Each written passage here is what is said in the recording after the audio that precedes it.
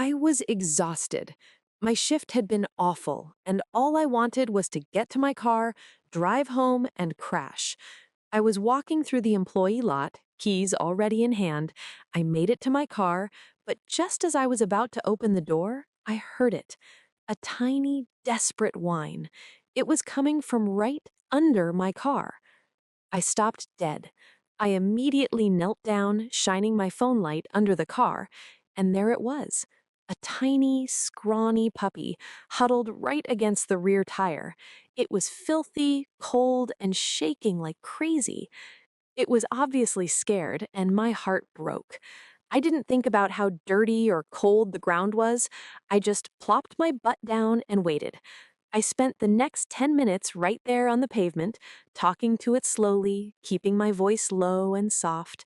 I told it I wouldn't hurt it, that I was just trying to help, and that it was okay to come out. I pushed my hand under the car, offering it flat. I didn't know if it was too scared or just too cold, or maybe it just wanted me to rescue it, which I couldn't blame it. Finally, I saw the little puppy coming closer. It was trying to check me out tentatively. The next thing I knew, it was nudging my hand, and then it was curling up in my lap as I sat there. This little teeny tiny puppy in my lap. I carefully stood up, lifting it securely against my jacket. I held it tight. It was incredibly light, just bones and matted, filthy fur, and it trembled violently against me. I knew right then that I couldn't leave this puppy. Someone had been cruel enough to abandon it here, but I wasn't going to be. The drive home was slow.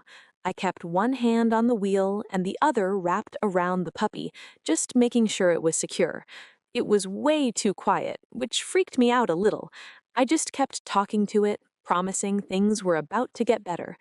When we got inside, I didn't stop for anything, straight to the bathroom. I set the puppy gently on an old towel right in the tub. I didn't even take off my coat. First thing, check for injuries. Thank God, nothing broken, but it was absolutely covered in every kind of grime, fleas, and matted fur. I knew it needed a bath right now. I turned the tap on super low. I didn't want to scare it with the noise. But the second the warm water hit, the poor little thing freaked out. It went completely stiff, twisting and trying to scramble out. I kept talking to it the whole time, my voice just a quiet, steady noise. Shh, hey, I'm not gonna hurt you. This is good, kid. You're getting clean. It took forever. The water turned black instantly. I had to wash it 3 times just to get the top layer of gunk off. Every time it struggled, it felt like it was fighting me. It didn't get that the bath was the only thing that could help. It was just scared of the water, the strange hands, and the chaos. When the water finally ran clear, I wrapped the puppy tight in a huge, fluffy towel. It looked pathetic, but the shaking had stopped. It wasn't black anymore. It was a light, dusty brown under all that street dirt. I sat on the floor, gently rubbing it dry. That's when it hit me.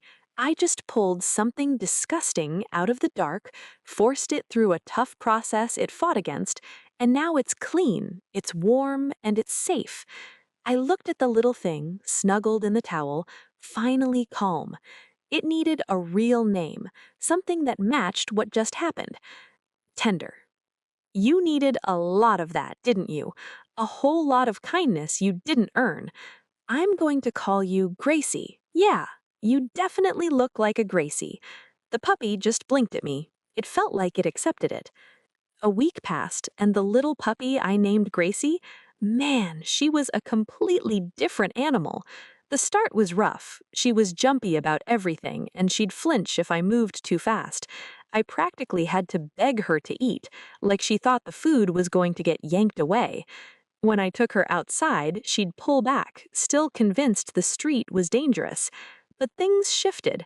Every day her tail wagged more. Tonight, I was just relaxing on the couch, watching her. She wasn't hiding under the furniture anymore. She was sound asleep, totally dead to the world, on the big, fuzzy dog bed I splurged on. Her breathing was slow, and she looked completely safe, totally owned. She was clean now, a healthy, dark brown color. The change was crazy. I looked at this sweet, sleeping little puppy and thought about the night I saved her. I looked at this calm, sweet dog and thought about that night under my car. When I found her, she was a scared, dirty little puppy. I tried to give her a bath, and that was a total struggle. The poor little thing fought me the whole time. And that's when it absolutely hit me. Hard. I wasn't just saving her, I was living the parable. I remembered all the times I pushed people away, all the times I fought against the tough stuff God was doing in my life. I fought the cleaning, I fought the change. I was the stray, left alone in the dark, convinced I was worthless and unlovable. And that little dog lying there? That's what grace looks like. It isn't about getting yourself cleaned up first, it's about accepting the love that makes you clean. I realized God didn't just kneel down in the dirt beside me, He picked me up. He ignored the stench and the grime. He didn't care what kind of trouble I was in. He just looked at me and said, "You belong to me now." It was like every Bible verse I'd ever heard suddenly made sense right there on my living room floor. I got up, knelt beside the dog bed, and gently stroked Gracie's clean, soft fur. To Gracie, quiet and emotional, "You needed a lot of that, didn't you? A whole lot of kindness you didn't earn. I'm going to call you Gracie. Yeah, you definitely look like a Gracie." The puppy just blinked at me. It felt like it accepted it. I felt this incredible, quiet peace wash over me. It was just the certainty of knowing that we had both been saved.